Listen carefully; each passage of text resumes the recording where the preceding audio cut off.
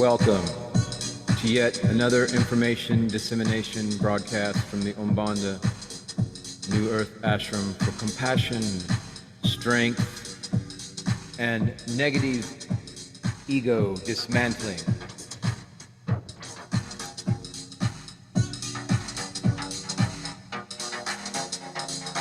So listen, hit the subscribe button. We're going to talk about 4 steps to reprogram looping thought patterns of the negative ego. And no, not looping patterns of the house beat ego.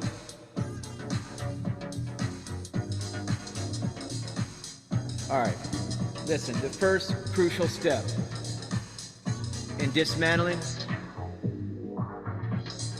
the negative ego, or rather the looping thought patterns that comprise the negative ego. And the first step, the crucial step in this process, is to learn to observe ourselves and understand when we are being triggered or getting caught up in any of these houses of ego. And remember, in a previous broadcast, we discussed houses of the ego being essentially the 7 deadly sins. So, it is important to remain as neutral as possible in doing so and not fall into judgmental thoughts. For judgment also belongs to those houses of ego. In this first step, we simply learn to see ourselves neutrally without bypassing cognitive dissonance nor judgment. We observe the way certain situations, people, or words make us feel without trying to control these feelings. This is pure and simple, neutral observation. As we practice observation, we'll begin to learn about ourselves and may even start to notice certain patterns that we seem to keep repeating over and over when encountering more or less similar situations. This is self-awareness. It is learning to know ourselves, learning our triggers and automated responses or reactions. Once again, without judgment, yet not being complacent either. In doing so, we may begin to identify certain wounds or trauma that need to be healed and use meditation or any other healing modality we are accustomed to or feel resonant with. This can be trauma work, psychotherapy, or psychospiritual therapy, hypnosis, EFT, or any other modality for self-reflection and healing.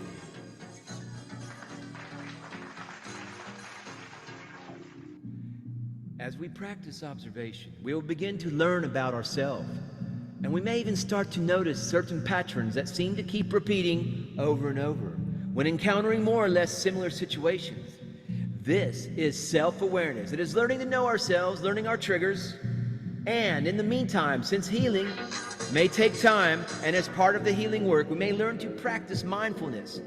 This is the practice of developing the pause moment. The pause moment that there is between when we trigger the received situation, person, etc., and when we choose to respond, react. This pause moment is a very important part of the process. It is where most of our power resides and is the time for us to move away from the negative ego and get in touch with higher aspects of our being, such as the soul. It is in this pause that we will be able to make a conscious choice of responding rather than reacting, which is much more balanced, grounded, and mature way of interacting with situations or other beings. Mindfulness is learning to be in the present moment, learning to be fully aware and conscious of every decision we make in any moment, including how we choose to respond to triggering situations and beings. When we have cultivated that pause moment and have learned to be mindful of all our thoughts, words, and actions, we now become able to proceed to the recalibration, refocus processes That is our ability. This is our ability to intercept negative thoughts and traits of the negative ego and make conscious effort and choice to shift our perspective and experience by recalibrating, refocusing said thoughts to more positive or constructive ones. This is not about bypassing and shrugging negative emotions and feelings. It is about understanding when these thoughts no longer serve us and just keep looping in the same patterns over and over again without any constructive purpose, replaying past programs endlessly, replaying past programmings endlessly. When we have identified these negative thoughts and or traits resurfacing within us after being triggered, we use the pause moment previously described so as to make a conscious effort of refocusing onto a more productive way to respond. We must learn to work with the negative ego and to disidentify from it, understanding this is not our true nature and not who we truly are. For we are the eternal consciousness, source-connected, self-empowered. This process can be long and difficult, though. Hit the subscribe button. It requires dedication and discipline, for it is a constant work of observing and correcting these programs that were installed in our consciousness by the negative forces through various mind control techniques. It will require us to continuously push past our own self-limitations, which are part of the houses of ego, learning to expand our boundaries, which will in turn allow us to expand our consciousness to higher levels of being and of experiencing reality. Fear is the core of these negative, limiting traits of the negative ego. And so overcoming it is going to be crucial for us to free ourselves from its conditioning. Fear will be the leading cause for most of the houses of ego. Fear of lacking, fear of not being enough, fear of not being worthy, fear of death, fear of being taken advantage of, etc. The opposite of fear is love. If we wish to move away from fear, we must learn to embody love in all our being. Love is the God source frequency. When we embody love, we carry the armor of God. That is the ultimate protection against all evil in the world. The more love we are able to hold, the less fear we experience, as these oppose and thus also repel each other.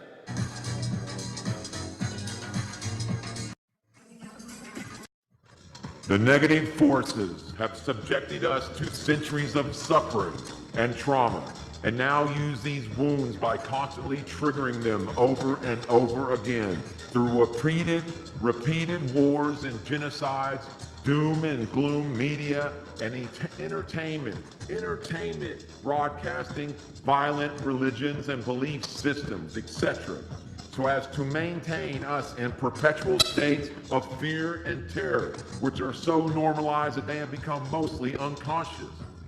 This is the root cause to many diseases, not just mental and emotional, but also physical and spiritual, where we are constantly triggered into embodying and are experiencing unbalanced negative emotions, feelings, and experiences. This is also one way in which they coerce us into sustaining this artificial matrix of lower frequencies.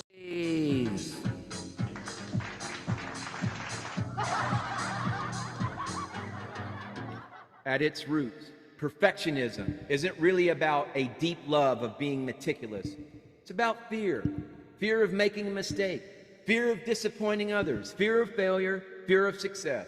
Listen, that's why I rarely ever do like start-overs here. You get it all raw from the Om Banda New Earth Ashram for compassion and strength and funky house beats.